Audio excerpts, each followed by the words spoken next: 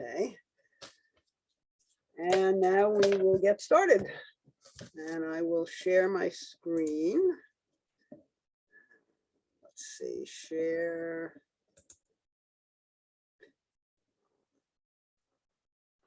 All right. I need PowerPoint. Gary, I need your help. I need to find the PowerPoint. I need to find the PowerPoint. I think I should have. Okay, bear with me, people. I think I should have done something before the class that I did not do. PowerPoint. Okay, and then what? PowerPoint 2007. And wait till it comes up and then follow. all right.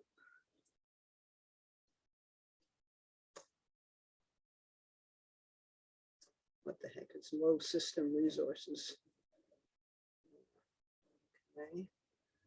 Open. Yeah, open. Rivers. Baltimore. Okay. Not coming up yet. Why is it taking so long? Okay. Slideshow from the beginning. Okay, can you all see the slides? Okay. Yes, yes, yes. Okay, thank you. It says low system resources may affect your audio quality. Try closing. That's because I have too many things up, but let me deal with Oh, okay, my husband's says he can help with that on his end. Okay, so don't worry about it. So first of all, we're going to go over a few questions that came up last week. Okay, yeah, thank you.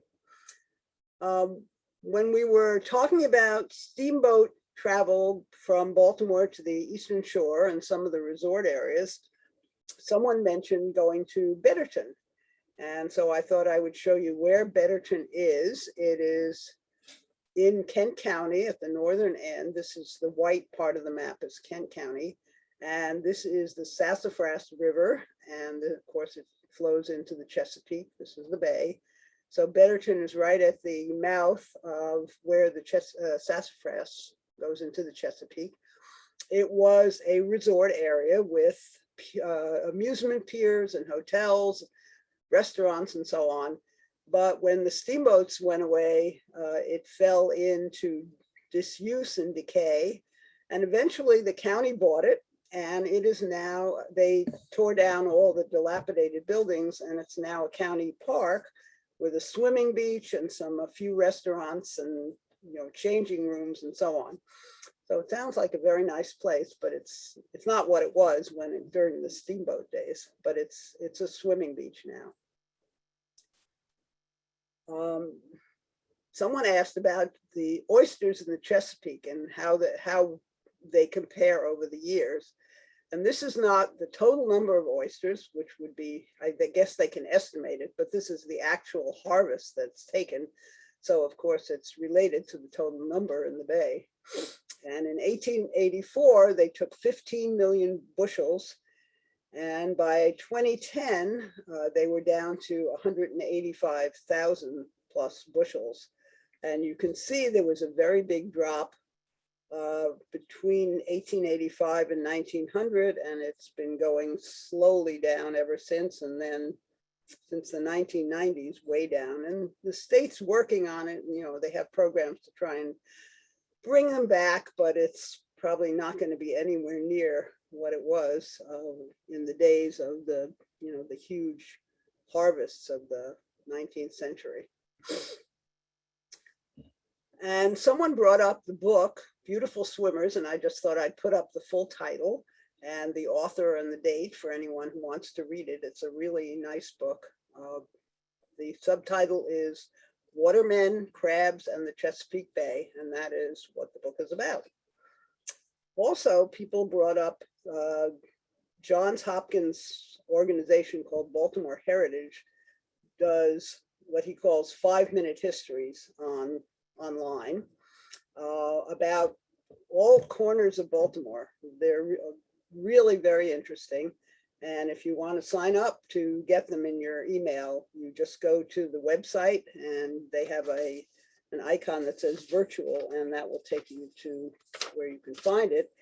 And if you watched it this week, you got a preview of a couple of things that we'll be talking about today. One was about Douglas Place, which are the houses that Frederick Douglass built in Fells Point in Baltimore. In the 1890s, he came back and built some rental housing. The other was Mr. Trash Wheel, who we met before, and we're going to see more about him today, who is down at the Inner Harbor at the mouth of the Jones Falls. So today's topic is the rivers of Baltimore City and Baltimore County. So here is a map of what they look like. The city is a small area completely surrounded by the county. The county goes all the way up on the northern end to the Pennsylvania line, which is here, which is, by the way, is also the Mason-Dixon line. And it borders Harford County, Carroll County, Howard County, Anne Arundel County, and the bay. The county has frontage on the bay on its east side. The city has frontage not directly on the bay, but on the mouth of the Patapsco, which is the Baltimore Harbor, and we'll be talking about that.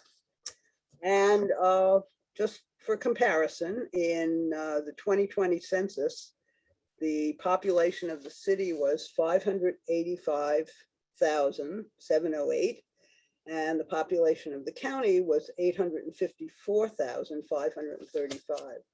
So the county is somewhat bigger than the city, and most of the population of the county lives in this general area, I would say, around the Beltway, so to speak.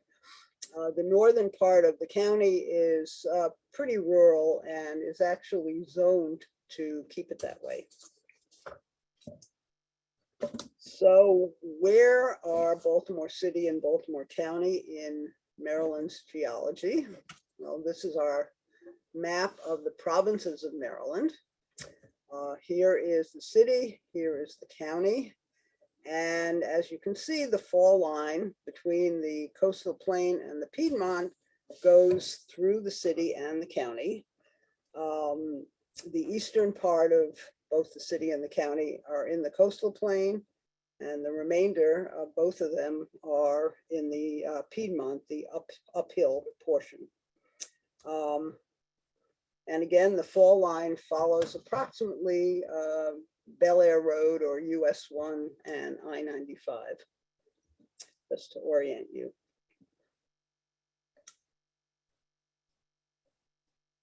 So this is a map of the north central region of Maryland. So it includes a lot of areas beyond the city and the county. And it's a little hard to read, but this is the county, and down here is the city. And there are basically two major river systems that are in the Baltimore City and County area. This is the Gunpowder system, and this is the Patapsco system. And as you can see from these wider areas, in three different places, these are the reservoirs where we have dammed, in this case, the Gunpowder River, and in this case, the north branch of the Patapsco River. And this is probably the Gwynns Falls, just looking at where it is. But that's not the only river that in Baltimore City, as we'll see, but it's the only one that shows up on this map for some reason. And this is a bridge over the Little Gunpowder Falls. It's one of the 6 remaining covered bridges in Maryland. It crosses on Jericho Road, and it was built in 1865. And the reason it was built is that there were mills on both sides of the river, and it was to connect the two mills. It's now a county landmark and on the National Register of Historic Places. So Baltimore has a number of watersheds, Baltimore County and city, which are kind of, from a hydrological point of view, really one area. So we talked about what a watershed is. It's the drainage area into a river or a creek, or depending on, could be the ocean. But in this case, these are the watersheds of the rivers. And this map actually shows the whole gunpowder system as several sub-watersheds around the reservoirs. So Pretty Boy and Lock Raven and the Lower Gunpowder are really all one watershed. The Little Gunpowder flows into the main gunpowder down here, and they empty into the bay, as does the Bird River, the Middle River. And then, of course, the Patapsco empties into the bay at the mouth of Baltimore Harbor. And then within the city, we have the Gwynns Falls and the Jones Falls and the Back River watershed. So we'll be talking about all of those later. Some of the tributaries to the Back River and Middle River have unusual names. Whoops, sorry.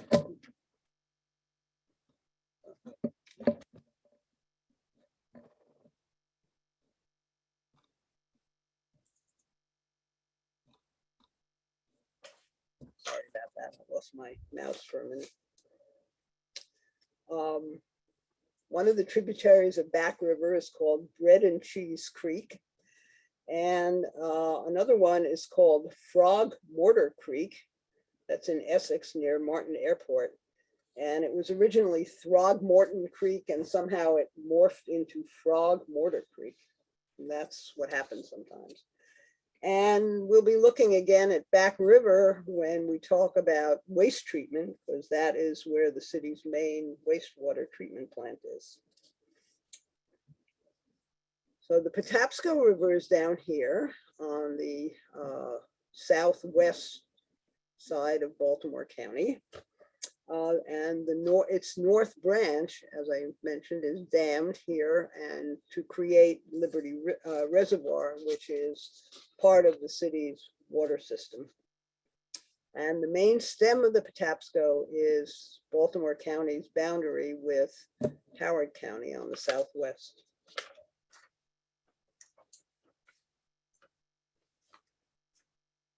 So now we'll talk about the watersheds that are within the city. They actually all start in the county, but end in the city. The Gwynns Falls, the Jones Falls, and the Back River. So this is where the Gwynns Falls empties into Baltimore Harbor.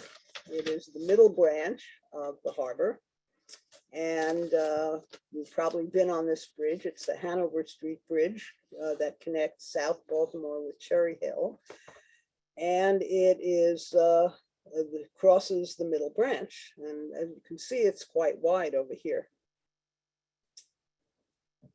And the Gwynns Falls and the Jones Falls both cross the fall line, which made them very important for the economic development of Baltimore City and county. Mills again being located at the natural fall of the streams of the fall line to provide water power. Herring Run is a tributary of Back River, and that is on the city's east side, and it is in the coastal plain, so it is not a place where water power was available. So now that we have looked at the watersheds, we're going to look at how we use the rivers. And you've seen this list before.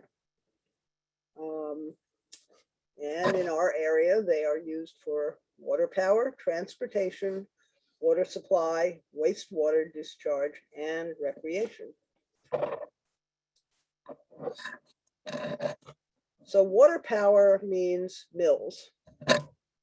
And water power mills were built on our rivers and creeks in this area since the very earliest times that Europeans settled here and planted basically wheat and corn. And again, we talked about this before.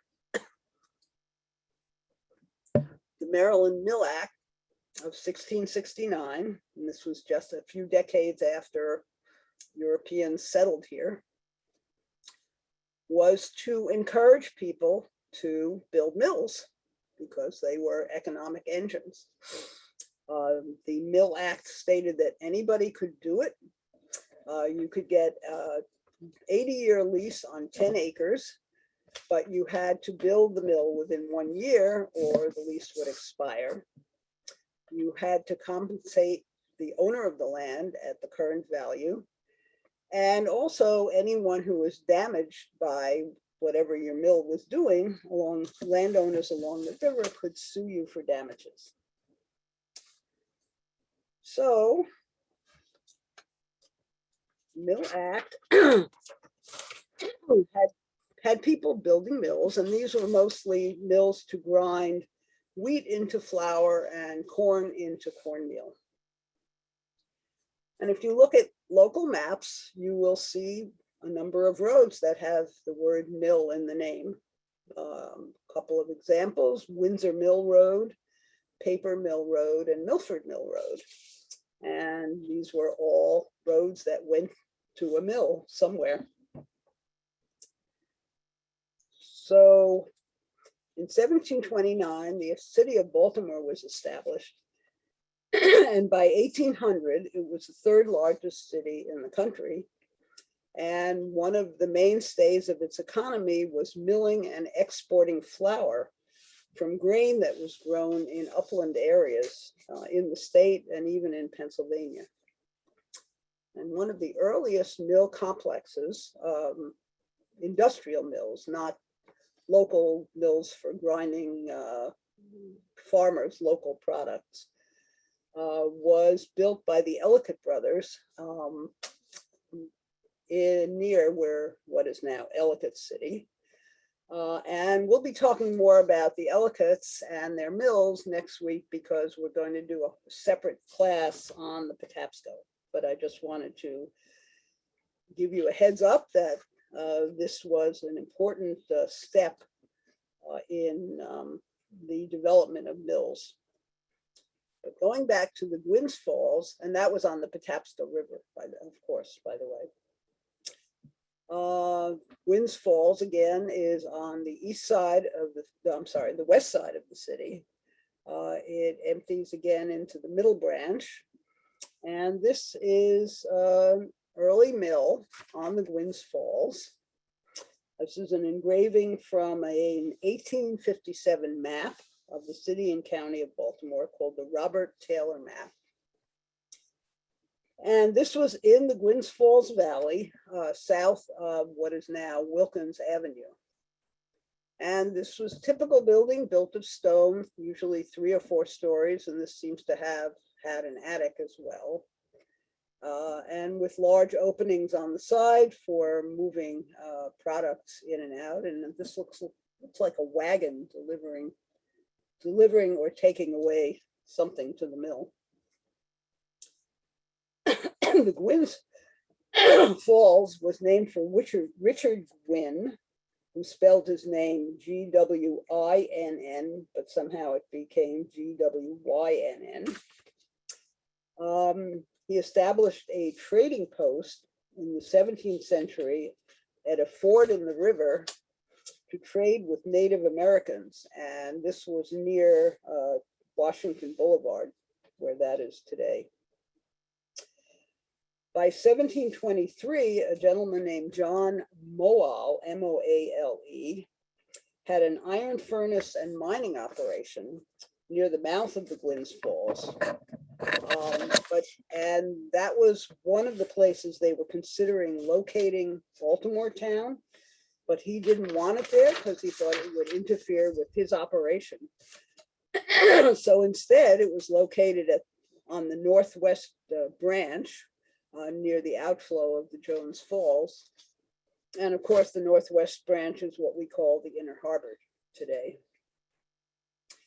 One of the large land holdings along the Gwynns Falls was a plantation named Georgia, which belonged to Dr. Charles Carroll. It grew wheat and tobacco, and it had grist mills on the Gwynns Falls and piers at the mouth of the river to ship his products out. Excuse me. His son was Charles Carroll, barrister, as opposed to Charles Carroll of Carrollton. And Charles Carroll barrister built this house for himself, Mount Clair Mansion, which is now in Carroll Park in Southwest Baltimore City, and it is a historical house museum that you can visit. The Ellicott brothers also built a mill on the Gwynns Falls in addition to their one on the Patapsco. And they also built a warehouse and a wharf on the Inner Harbor. And they were also involved in building what's now Frederick Road. And that was so they could bring grain that was grown in Frederick County to Baltimore to be milled into flour.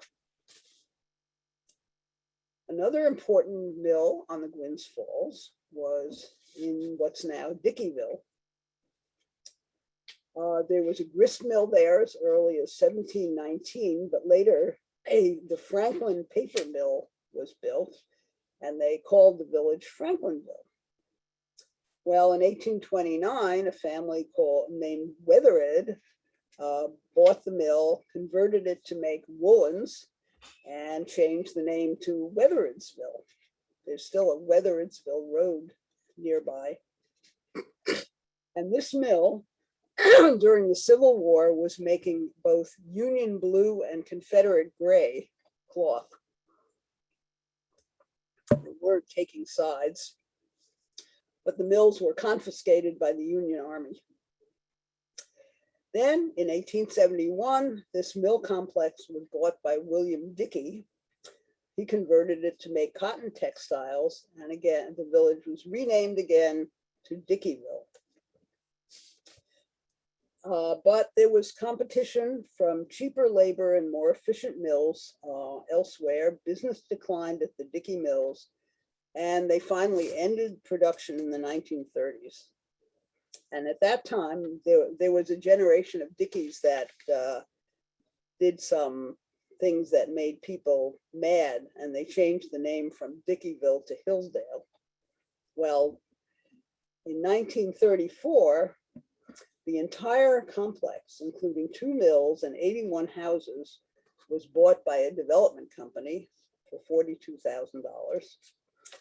The company restored the buildings, took back the name Dickeyville, and created the little town that is, it's in Baltimore City, but it's like a little village. It's a Baltimore City Historic District.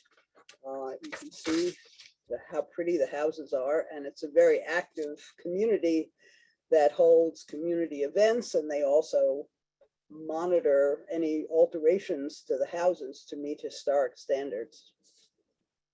So that's the story of Dickeyville. And one more item about the Gwynns Falls rather. This is the first railroad bridge built in the country. It was built by the B&O to carry trains from Pratt Street out to Ellicott City. And it is called the Carrollton Viaduct. It's still there, still carries trains. And this is the Gwynns Falls in the picture that it crosses.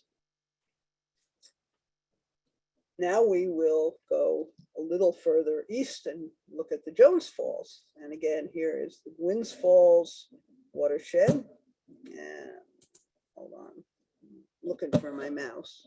There it is. Here's the Gwynns Falls watershed, and here is the Jones Falls watershed just to the east. Again, it starts somewhere up in Baltimore County, flows down through the city, and empties into the Baltimore Harbor. It's 17 miles long, and it was a very important source of water power for mills that operated right into the middle of the 20th century. One of them was the Mount Vernon Mill. Mount Vernon and some of the other mills on the Jones Falls produced textiles.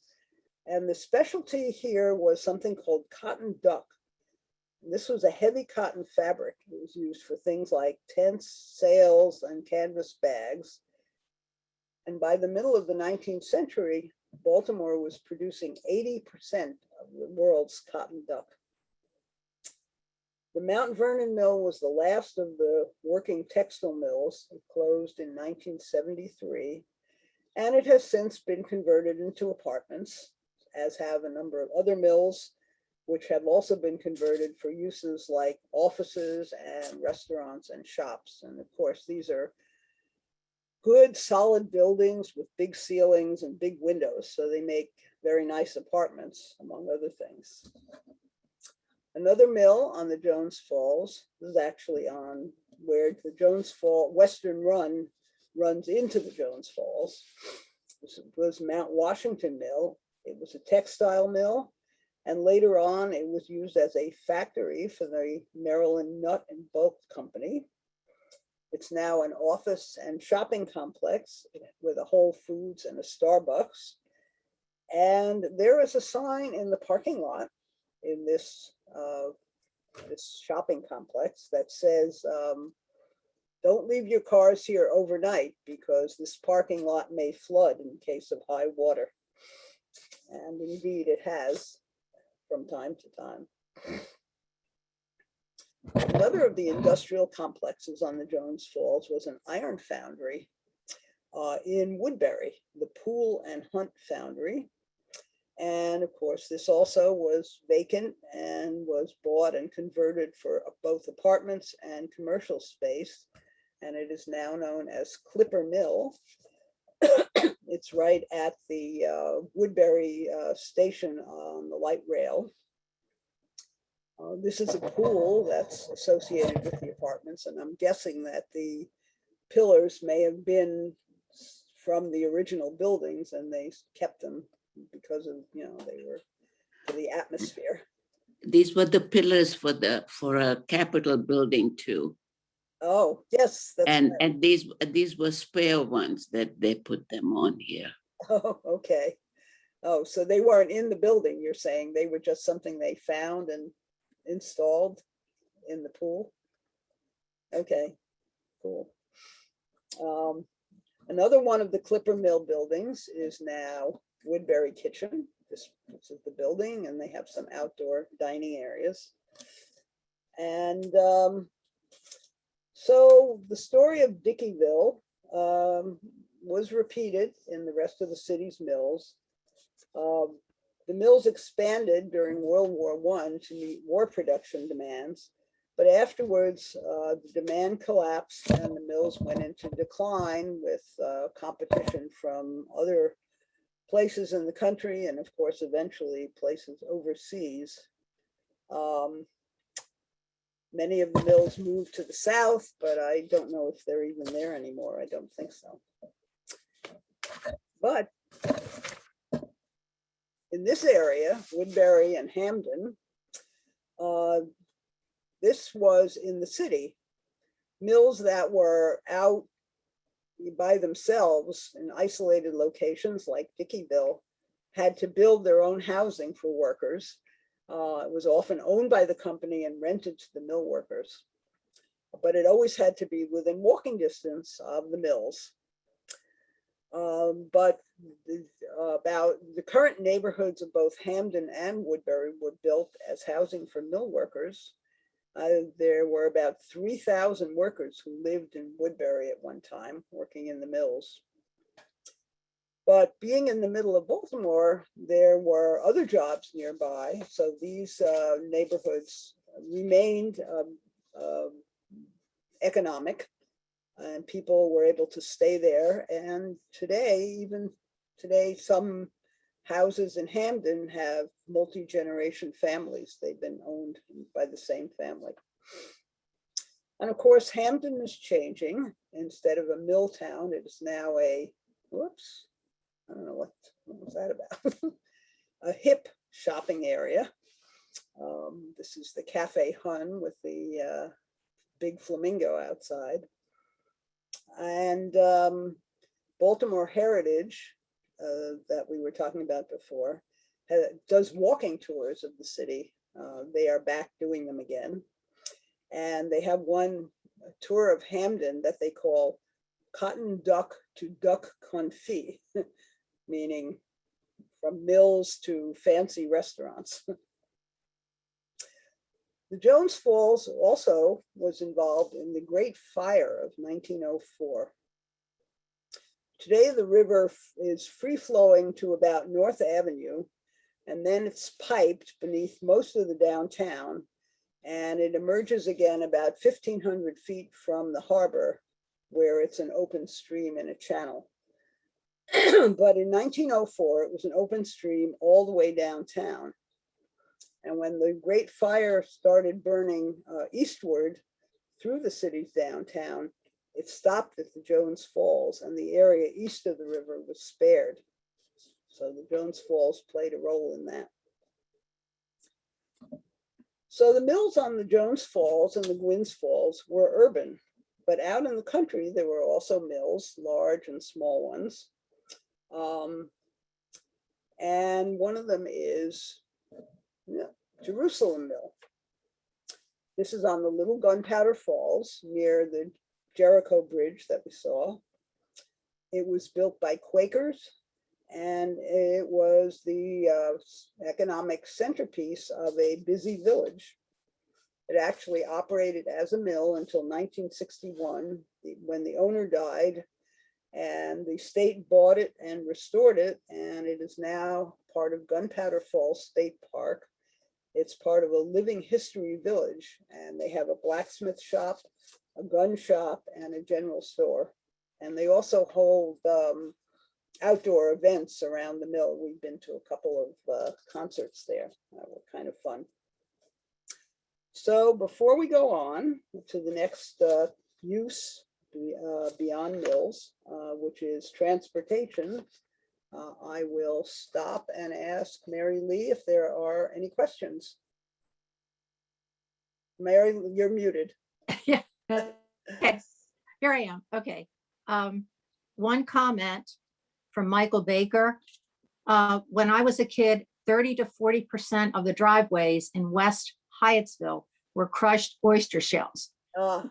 Those critters were plentiful. That was his comment. Yes, that's true. And they're still collecting oyster shells for things like that. They're actually using oyster shells. There's some kind of, I'll have to look that up. There's some kind of organization that collects oyster shells to return them to the bay to create oyster reefs where you can plant baby oysters and grow oysters. All right. And I see we have a couple of hands raised. Babette? Yes, Judy, is that a mill that's up on Falls Road in Baltimore County at, was it Old Court Road or Ruxton? Isn't that a mill? Oh, yes, I know what you're talking, yeah. It's an, I was just there, it's an all. I can't remember the name of it, but Rockland. Rockland. Yeah, it's a beautiful stone building. And that, I guess, is also on the Jones Falls. Yeah, it's further up. And also those little mill houses, which are really lovely, those little stone houses, right? If you're going north, right on the left of it. Yeah, if you're up in that area, it's at the intersection of Falls Road and Old Court Road. Yeah. Mm-hmm. Okay. And it's the main mill building is an office building now. I think it was, yeah. Buildings, yeah. Thank you. Susan? Mm-hmm. Just a quick question on Jones Fall. You said it's an open stream, but it stops at what street? North Avenue. At North Avenue. Thank you. It's piped until just a little north of the harbor when it becomes, Thank you. the outflow. Yeah. Okay. All right. I guess we'll move on. Thank you. No Now we'll talk about transportation. Well, the main contribution to transportation here is the fact that the mouth of the Patapsco River is a deep and large natural harbor, and that is the Baltimore Harbor. This is a map of it. This is the this is the northwest branch, which is the inner harbor, which is up here. This is downtown Baltimore. This is the middle branch, which is where the Winds Falls comes into the harbor. Again, the inner harbor is where the Jones Falls comes in. And there are, as we'll see a map later on of where port facilities are. But as you can see, there are plenty of places for port facilities all up and down this harbor. And it is a very big and busy port. The Patapsco is a tidal river. It's connected to the Chesapeake Bay, of course, and from there to the Atlantic Ocean. And as we saw on the Eastern Shore, there is now a canal, Chesapeake and Delaware, that cuts through and enables you to go from points north through the canal to the Baltimore Harbor and save hundreds of miles off the trip to the Port of Baltimore. This is Baltimore Harbor, 1870.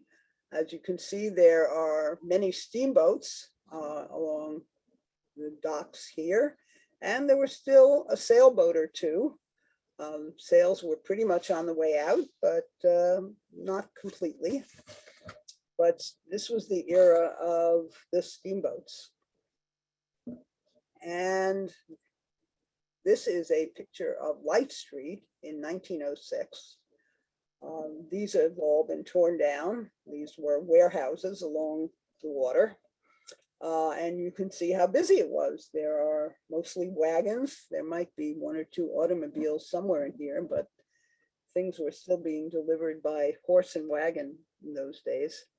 So these were loading docks and warehouses, and they carried all sorts of goods for import and export and temporary storage in the warehouses.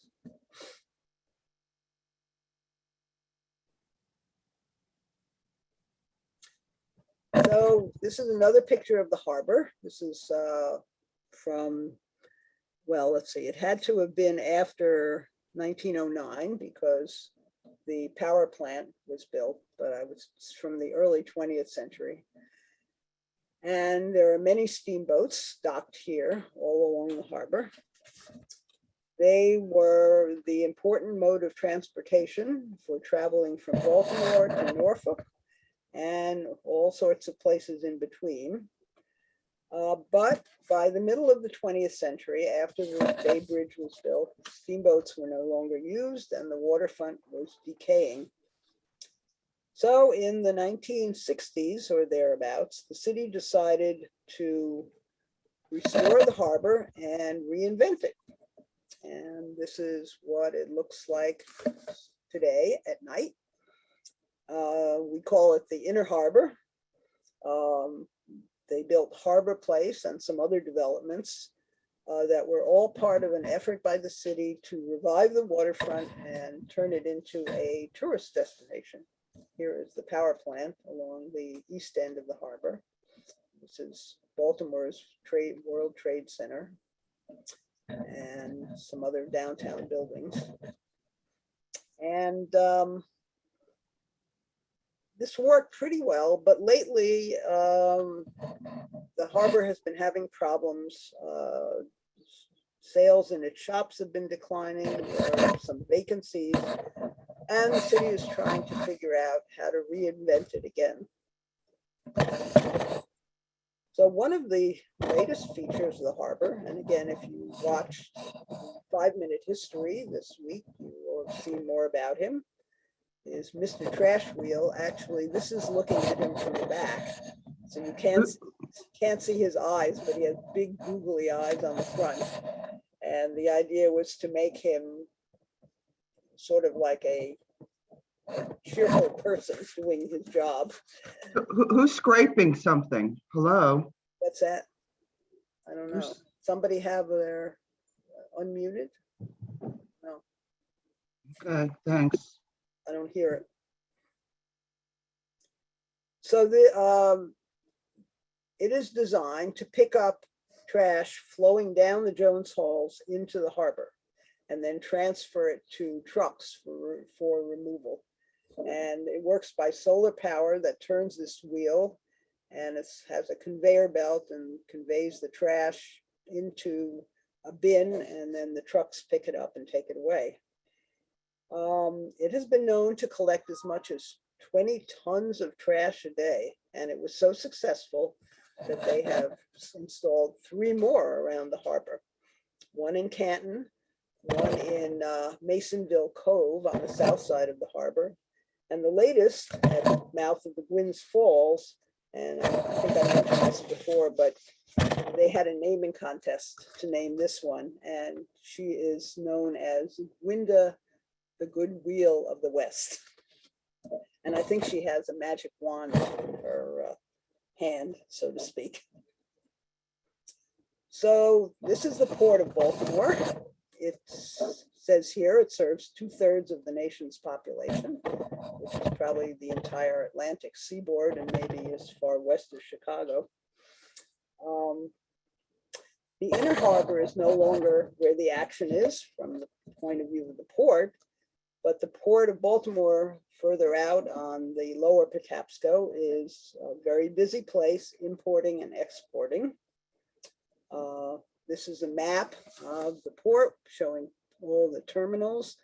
The blue ones are public terminals. The green ones are smaller, but there's more of them, and they are private terminals. And you can see the list on the side, the names of them. So there are terminals all around the harbor. And some of the major imports that come into the port include cars, iron ore, sugar, and cement.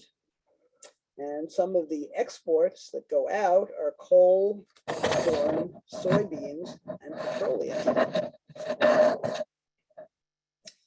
One of the economic functions of the harbor was shipbuilding. It was an important industry in the 19th century, and the center for shipbuilding was Fells Point because the water there was deeper than the water in the inner harbor, so it was a place where you could dock bigger and build bigger ships. It was actually it was doing shipbuilding by the 1730s. It was actually started in the 18th century, but in the 19th century, they started building the famous Baltimore Clippers. These were very fast ships that could be used for the China trade, which of course had to travel very long distances. In 1838, Frederick Douglass was a ship's caulker in Fells Point. This is one of the trades open to African Americans. And while he was in Fells Point, he figured out how to make his escape to the north, which he did. In the 1890s, he came back to Baltimore and built a few row houses as an investment property. And this is Douglas Place in Fells Point. I thought I had a picture of it, but I don't seem to. But it's in an alley called Dallas Street. It was actually Strawberry Alley, and the site where he built the houses was a church when he lived there that had what they called a Sabbath school. And he went there, and it was one of the places he learned to read and write. And when he came back, the church had moved and the building was vacant. So he bought the building, tore it down, built some rental housing. They are row houses like the rest, they're alley houses.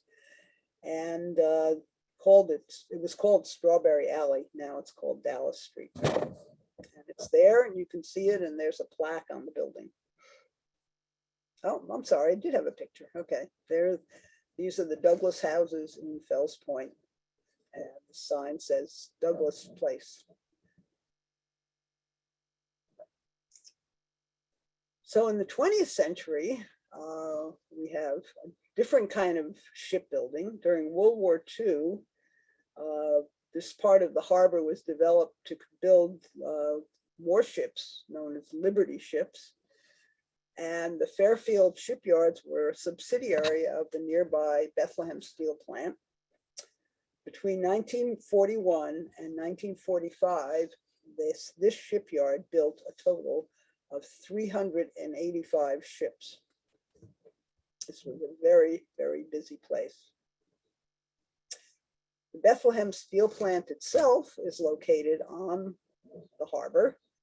You can see this is a map from 1915, which is shortly at when it was still Maryland Steel. Bethlehem had not bought it yet. And the Patapsco River is on both sides, and there's a creek on the third side. And so this had good water access. And the reason they needed water access is that they brought a lot of iron ore in by ship from other countries, as well as bringing in coal by rail from Maryland and elsewhere. And you can see the extensive network of rail lines in here. There are railroads all over the place. And this was the Sparrows Point town that the steel company built for its workers. And to be open and above board about this, this town was in two parts. This was the white part and this was the black part. And that's how things were done in those days. It was on the other side of the creek. So Baltimore was also a place where immigrants came in.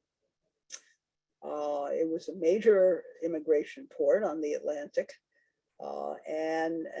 But one of the things that happened was the B&O Railroad got together with steamship companies, and they would sell joint tickets. So you would have a steamship and railroad ticket. You would disembark, and you can see it says Baltimore and Ohio Pier, and get on a train and head west. So you got your ship's passage and your train ticket all in one package.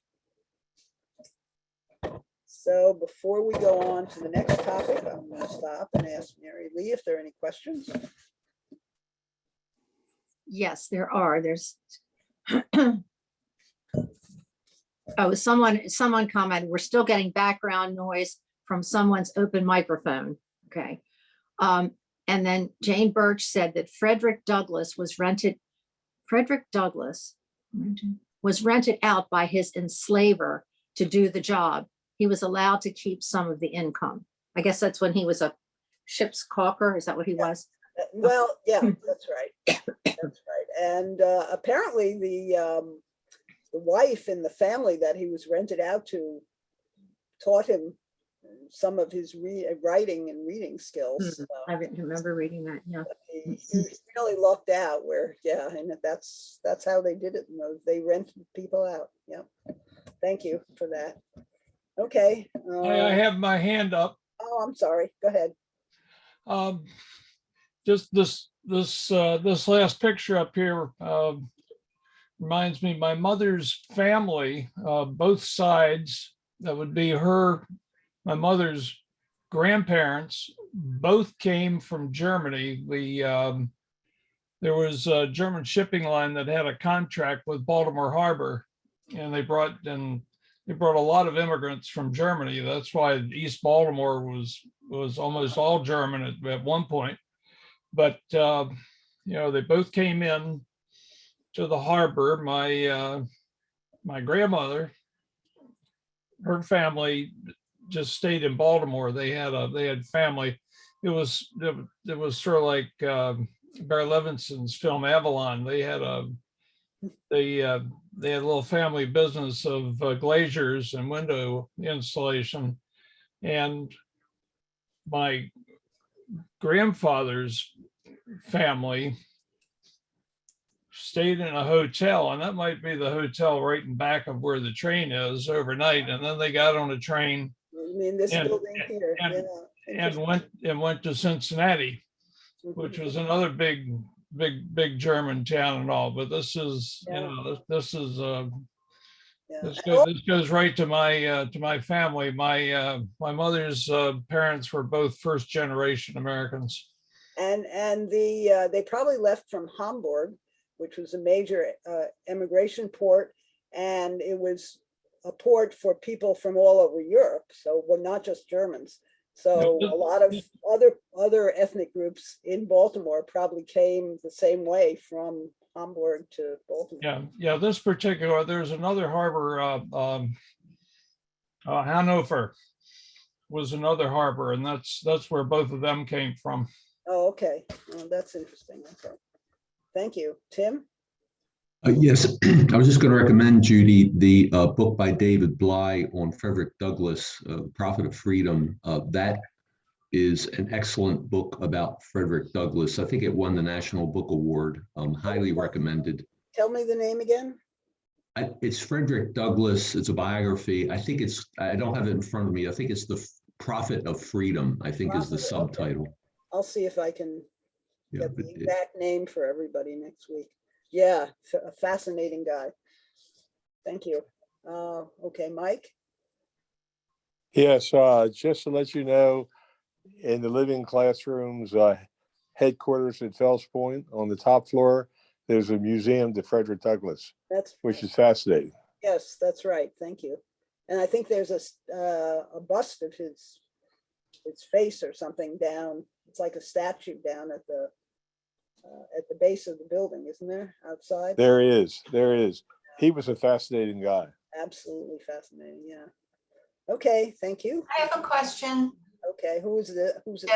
Debbie. The mills, so you said generally they started out grinding flour, grain into flour, and the ones in Baltimore did that?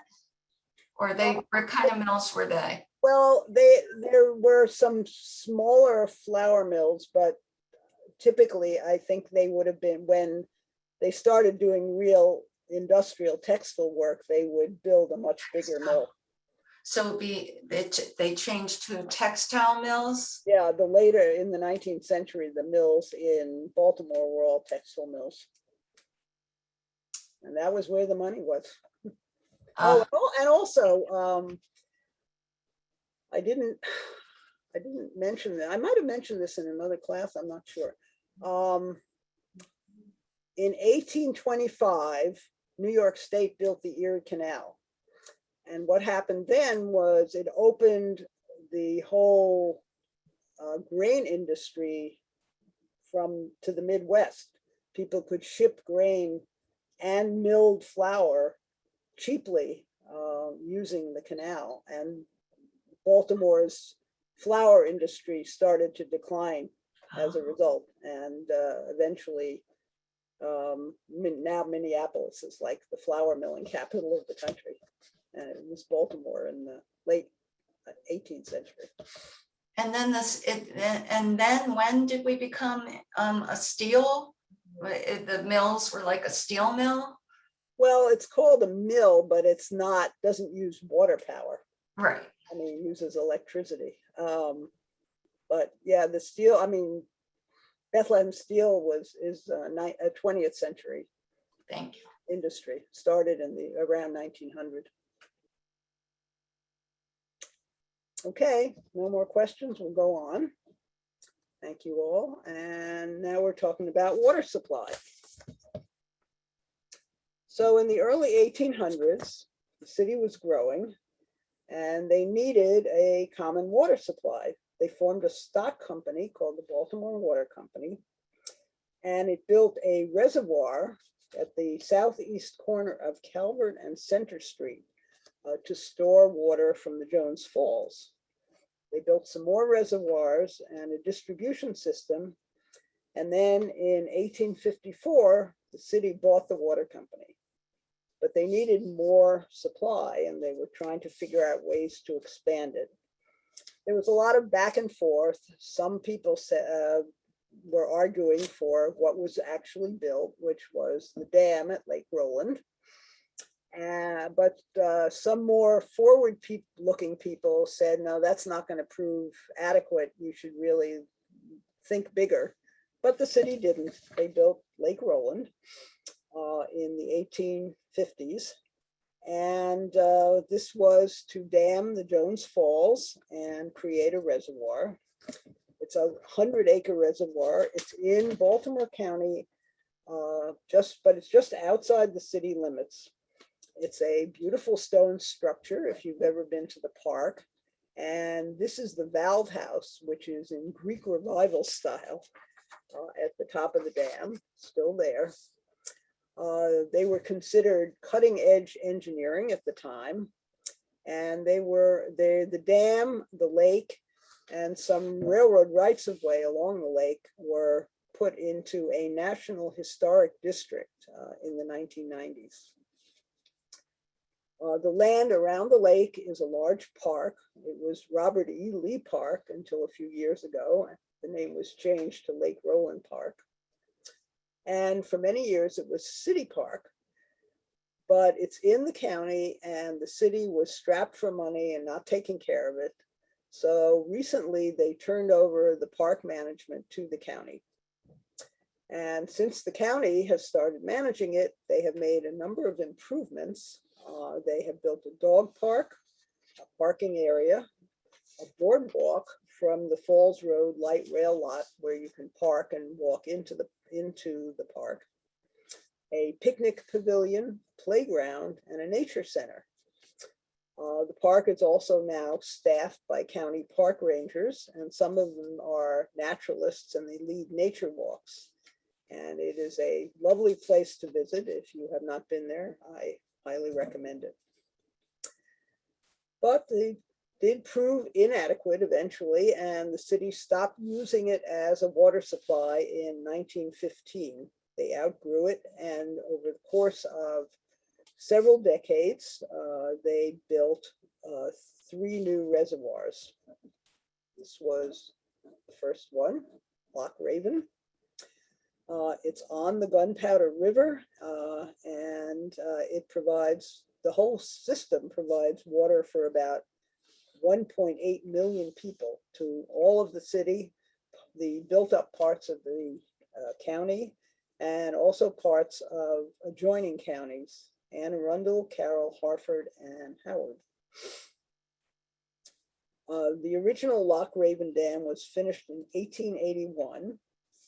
In 1910, the city started chlorinating the water supply.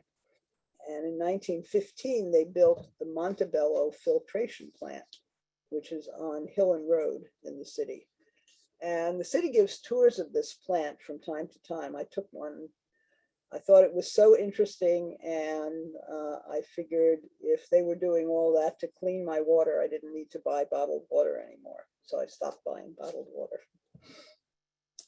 The Loch Raven Reservoir was expanded. The current dam was built in 1915, and then they raised the spillway in 1923. This is what it looks like now.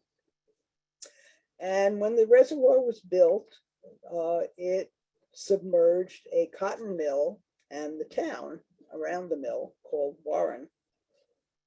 This is a picture of the Warren Cotton Mill that is now under Loch Raven Reservoir.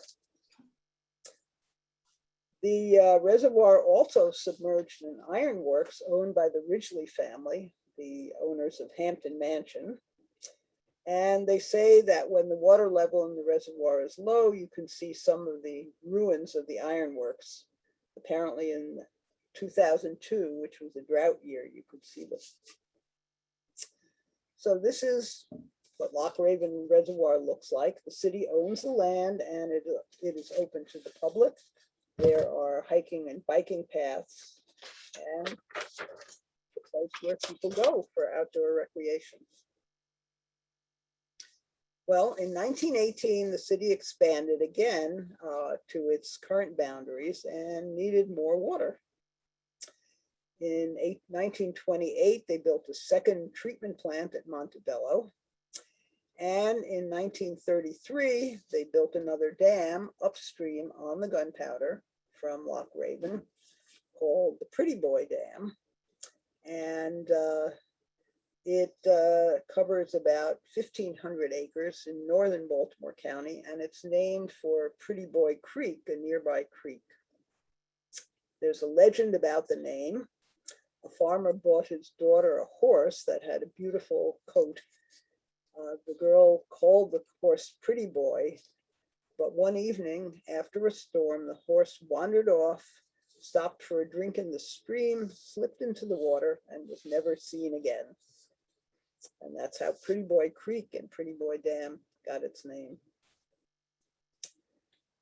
Well, the city continued to grow, and in the 1930s started planning a third reservoir, this time on the north branch of the Patapsco.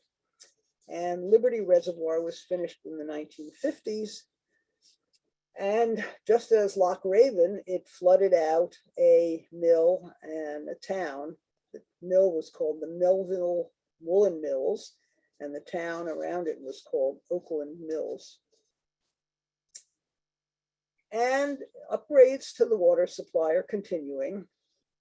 In 1966, they built the Deer Creek pumping station to permit the city to withdraw water from the Susquehanna River. And during the past decade, the city has improved the filtration plant at Ashburton on the city's west side and reinforced and refurbished the Loch Raven Dam.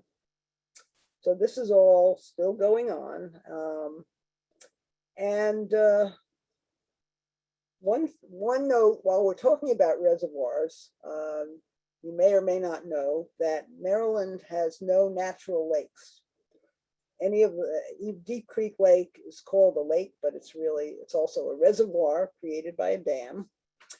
And the reason for this is that the natural lakes in places like New England and Minnesota, Wisconsin, were created by the glaciers, and the glaciers stopped short of Maryland. Maryland was not glaciated in the last ice age. And so we do not have any natural lakes. So whatever we have for lake recreation are all man-made, including the lake in Druid Hill Park. This was built as part of the city's water storage, but there have been recent federal regulations that required any reservoir storing what's called finished water to be covered. Well, the community didn't want the whole lake to be covered up and lose the lake. So they worked with the city and they came up with a compromise. And this is a picture of what the compromise calls for. This area down here are, it's a big lawn area, but under the lawn area are two huge water storage tanks that are holding the stored water. And the lake is now not used for water supply. And because of that, it will be able to be used for more recreational purposes, possibly even swimming. This is a construction project that's underway right now. So eventually Druid Hill will have its lake again, and it will be in some ways better than it was before. So as a recap, here's the city's water supply. The Gunpowder Falls has Loch Raven and Pretty Boy Reservoir. The total water stored in both of them is just about the same as the total in Liberty Reservoir. This is 42 billion and this is 43 billion gallons.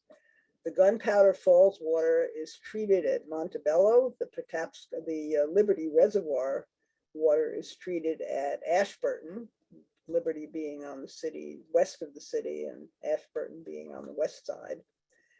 And this is the water supply again for all the city a good part of the county and some adjoining counties. The Susquehanna River near the Conowingo Dam is a supplementary water supply again. They built something called the Susquehanna Conduit. It's 38 miles long and goes from the river to Montebello. And they did tap the river in 2002, again, a drought year when the reservoirs were low. And there are plans underway to make it a permanent part of the city's water supply. So who gets the city water? This is a map showing something known as the urban-rural demarcation line, known in the trade as the URDL. And what this line encloses is the area that has public water and public sewers. And so, of course, it's all of the city and the built-up areas of the county, basically around the Beltway and some of the roads that lead out from the Beltway. So in order to, if you want to hook up to the city's water or sewer and you're outside the URDL, you have to go through a legal process to expand the line and get yourself included in it. So if you live inside the URDL, now you know where your water comes from when you turn on the tap. So then what happens to the water when you're finished with it? Well, I see time is getting short. I'm going to have to hurry up here.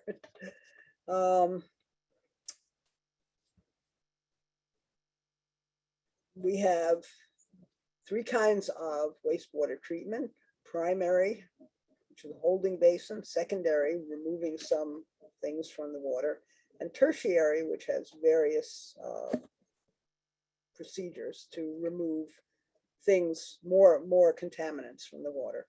This is on Back River. And the city has recently built something called the Headworks Project to expand the capacity of Back River and take care of the problem that the city had been having in wet weather events when the sewers overflowed. And this was built just last year to take care of this. And the sewage treatment plant can be friendly to, this is inside the Headworks Project. This is some bald eagles hanging out at Back River, which means that there are fish in the river. And this is a trash boom built by an organization called the Back River Restoration Committee. This is the city's other wastewater treatment plant on the Patapsco on the harbor. It does not treat as much as Back River does, but it treats wastewater for parts of the city that are more easily accessible to this area. So the other use is recreation. And again, the Gunpowder and the Patapsco are major recreation areas. Gunpowder Falls State Park includes almost 18,000 acres. Includes upland topography, tidal marshes, and wetlands.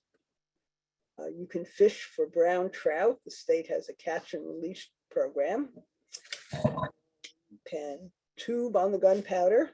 There is a place in Moncton that will rent you tubes and then meet you there. These look, yeah, these are big fancy tubes. They're not inner tubes. The park has over 100 miles of hiking trails along the North Central Railroad, the old right-of-way. It has a swimming beach on the lower Gunpowder and a boating area on Dundee Creek. The other large state park in the Baltimore area is Patapsco, but we're going to be talking about that next week. So this is just one slide of the Patapsco, one of the ruins of one of the old mill towns, of which there were a number on the Patapsco. So in 1900, Baltimore was the sixth largest city in the country. And the Municipal Art Society hired the Frederick Law Olmsted firm to look at the city's park needs. This is the report they came up with. You can actually buy it on Amazon. And they recommended stream valley parks connected by parkways, presumably for horse and carriage use in those days, but of course now they would be automobiles. They proposed stream valley parks along the Gwynns Falls, Jones Falls, Stony Run, and Herring Run. And of these, there is extensive parkland now along everything but the Jones Falls. They followed the recommendations of the report the city did and bought parkland. The idea of a natural park along the Jones Falls was somewhat precluded by the building of the JFX in the 1960s, although lately the city has been trying to create a recreational trail along the Jones Falls. These are a couple of scenes on the Gwynns Falls Trail. It ends down here at the middle branch on the lower picture. And this is one of the sites you can see, an old water wheel. And there are 31 places along the trail where they have these historical markers with information about the area where you are. And this is about building a bridge. This is one of the scenic spots on the Jones Falls. It's called Round Falls, and there's a little resting area where you can stop and sit and look at it. The Jones Falls Trail, when finished, will go from the Inner Harbor to the Mount Washington Light Rail Station, and it is actually done, except for they're still finishing the last section of it. If you drive Northern Parkway west of Falls Road, you will have seen a large green bridge going up above the parkway over the last couple of years, and that is part of the trail. It is a bike and pedestrian bridge to cross from the area near Silburn Arboretum to go eventually to Mount Washington. So we do have some parks along the streams in the city. And we also have advocacy groups. There were 5 in Baltimore City in 2010. There were watershed associations for the Jones Falls, the Gwynns Falls, Herring Run, and the harbor, as well as a harbor keeper in Baltimore. But they decided there was a lot of overlap, and they merged into an organization called Blue Water Baltimore. And they, among other organizations, monitor what's going on in the harbor. This is a map created by the Sun from information from the National Aquarium and the City Police Department, and some of the things you might find under the harbor. They also monitor, there's something called the Waterfront Partnership that helps with this, and they monitor the water quality. And the original hope was to make the harbor, quote, swimmable and fishable by 2020. This did not happen. And they are now setting their sights on 2030, but the water quality has been improving, and they are hoping to create a kind of water trail so people can paddle into the harbor. Blue Water Baltimore has offices on Bel Air Road, and they have a nursery where they sell trees and shrubs. You can go there and buy them. They also have stream cleaning projects and plant trees, and this is a crew, a picture of one of their crew called for Baltimore Clean Stream.